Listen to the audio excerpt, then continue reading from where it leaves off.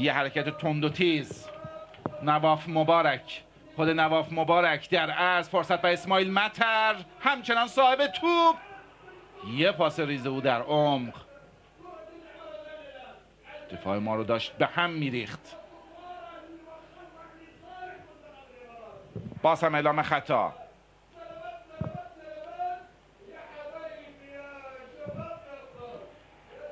هرچی به دور خودش پیچید محمد شهی به هر حال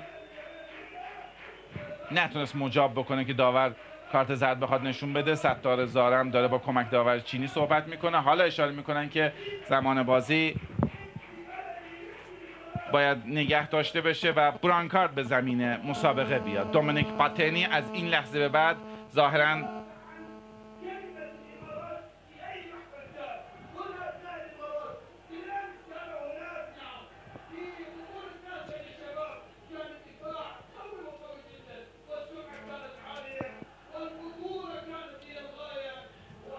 بله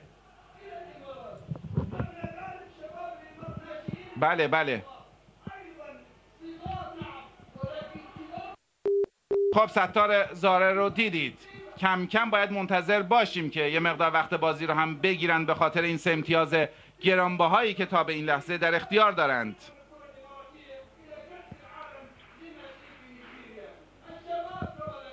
بله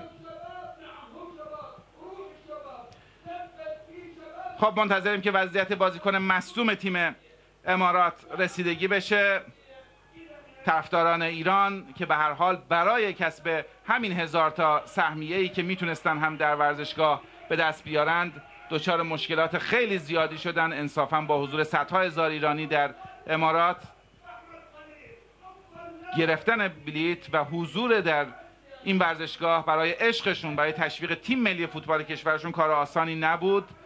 ما شاهد بودیم که چه زحماتی رو هم متحمل شدند تا به اینجا، ولی حالا شاید نتیجه بازی هم بر وفق مراد نبوده. گویین که هنوز راه درازی در پیش هست و زمان زیادی باقی است تا ادامه کار.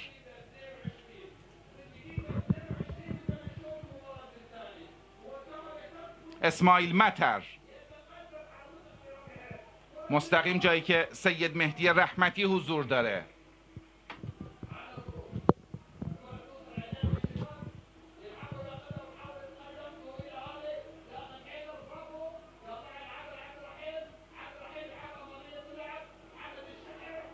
یه بار دیگه حالا روی ضد حمله بازیکنان امارات پیش میان. فرصت برای اونها هست. اسماعیل حمادی میخواست وارد محوطه جریمه بشه، اجازه ندادن. کاپیتان کریم باقری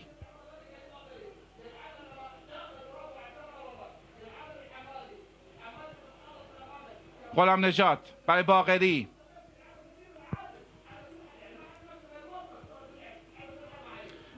کم کم به دقیقه 70 بازی داریم نزدیک میشیم. همچنان امارات 1-0 پیش هست.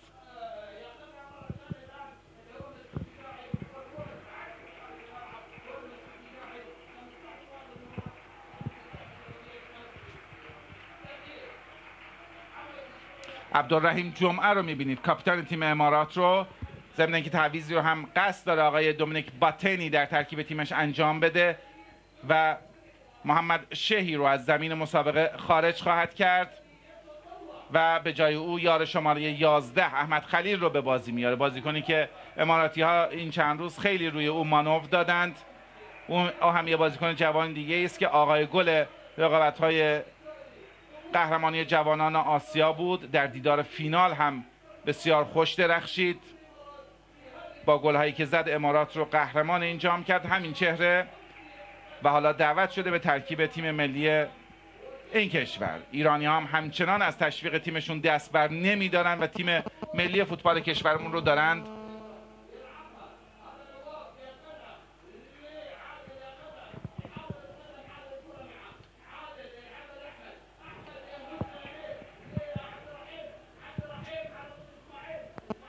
تشویق میکنن. یه بار دیگه اسماعیل مطر در اون محوطه جریمه، خودش صاحب توپ هست. یه فرصت تک به تک داشت میشد نذاشتن. خوشبختانه پیروز قربانی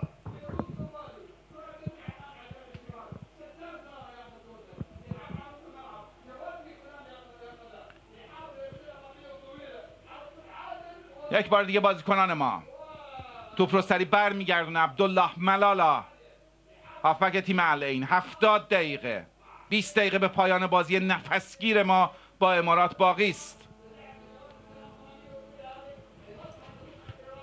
وحید هاشمیان و توپی که در این سمت به بیرون فرستاده میشه.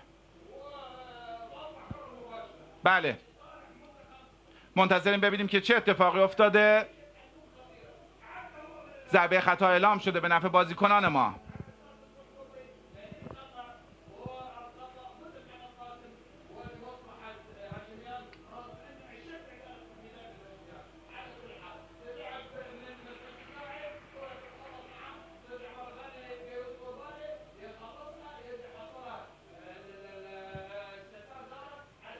« 13 ضربه امارات به سمت دروازه ما، 8 ضربه ما به سمت دروازه اونها.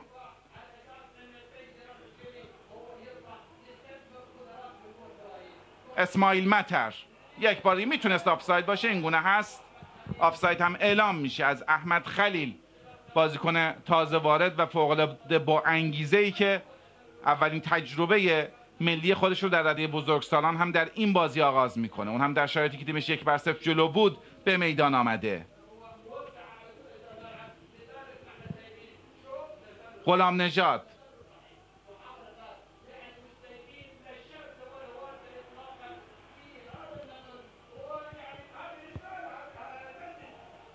سید مهدی سید صالحی رو کنار زمین میبینیم که داره خودش رو آماده ورود به زمین میکنه به عنوان دومین تعویض ما.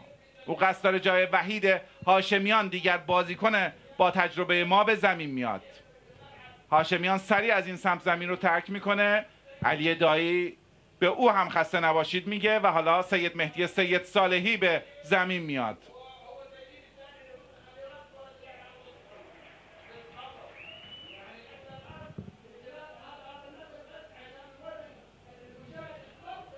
حالا در این سمت آفساید اعلام شده و نباید کار رو دنبال بکنه. آفساید این بازیکن اسماعیل حمادی. نکونام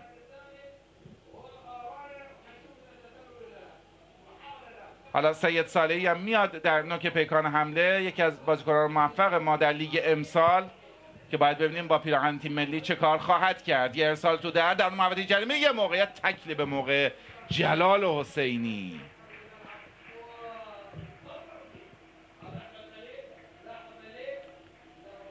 خب اینجا هم اصرار کارگردان تلویزیونی امارات مبنی بر اشتباه کمک داور در صحنه که آفساید اعلام کرده بود از اسماعیل حمادی و این هم تکلی که رو پای احمد خلیل رفت و اجازه نداد جلال حسینی که کار رو صورت بده.